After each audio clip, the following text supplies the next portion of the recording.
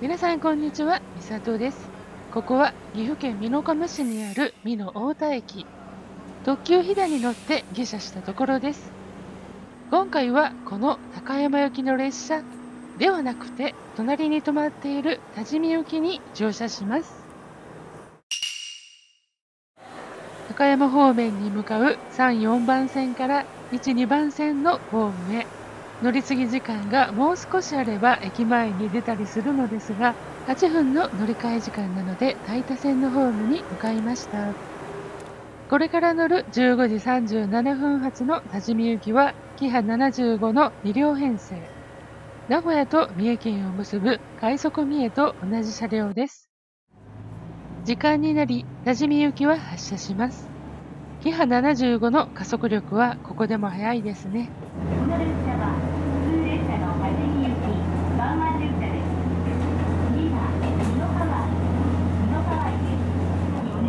場所を変えて全面展望が見られる場所に移りました。ここに入れ替え信号機があって、なんだろうと思っていたら、単線から複線に。でも入れ替え信号機なら列車に対しての信号現示でなくて、車両に対しての信号現示ですね。左側の線路は BC 枕木化されておらず、草も生え放題です。こうして左側に見えたのは美濃太田車両区。高山本線や大田線のディーゼルカーたちの車両基地です。先ほどの左側の線は車両基地への引き込み線ですね。車両基地が奥まったところにシートに包まれた車両が3両ほど確認できます。一番左が貨車で、次が外吊り扉らしいものが確認できるキハ35系でしょうか。手前の濃いめのシートがスラントノーズなキハ85のトップナンバー。その後ろにももう1両ありますね。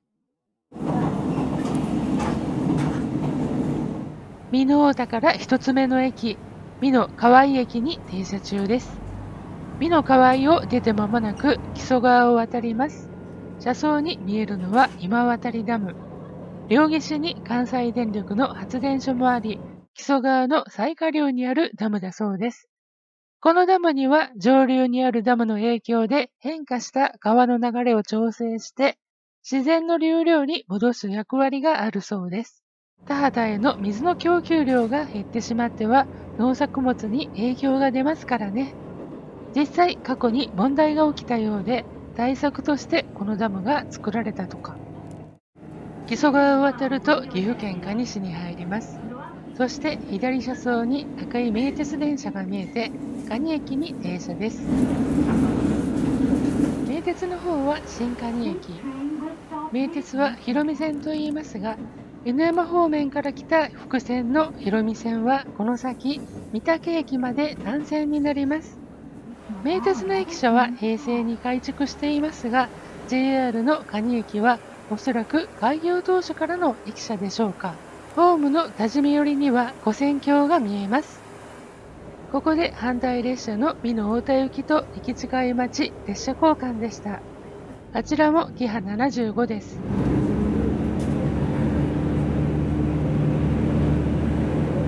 可児駅を出ると可児川と姫川を渡ります。美濃加茂市と可児市は盆地の名前はないようですが、山に囲まれた盆地の様相を呈しています。谷というほど深くはないですが、何本かの谷筋があって、その一つを大田線がたどっていく感じでしょうか。車内の運賃表を見ると、次の下桐駅まで岐阜から680円、美濃太田から210円、下呂から1340円、高山から2310円と出ています。下桐駅です。片面ホームの無人駅。7月の土曜日の夕方4時前ですが、パラパラとお客さんがおられます。次の停車駅は姫駅です。大田線の長さは 17.8km で、途中に駅は6つの駅。所要時間も30分程度なので、この辺りで大田線の半分といったところです。そして停車した姫駅は多治見市になります。この駅は行き違いができる交換可能駅。周囲に田んぼがありますが、その周りには住宅地も見えます。次は根本で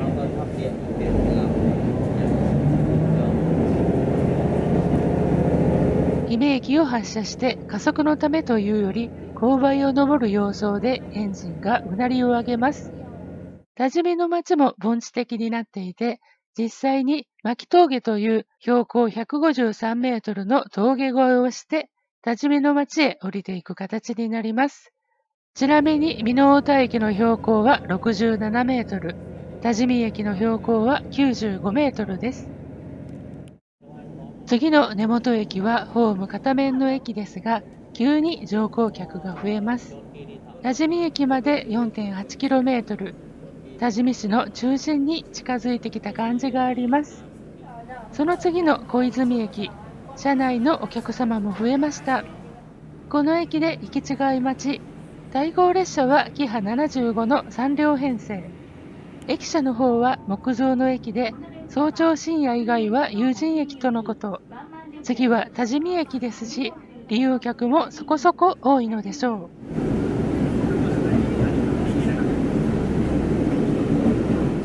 沿線はすっかり住宅が増えた雰囲気となり、流れてくる放送も次は終点多治見と案内されています。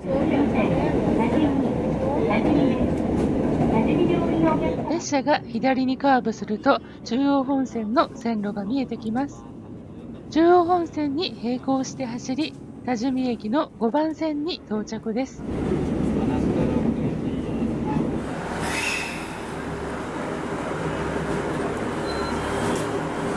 エスカレーターを登ると駅の北側にコンテナホームが見えます。ここはまだ貨物の取り扱いがあるのですね。ということで16時7分、多治見駅に到着して大多線の旅は終わりました。30分程度の旅であっという間ですが、飛騨路や木曽路に入る手前をショートカットするルートで、景色が良いとか取り立てで言うほどの路線ではありませんが、ごめんなさい。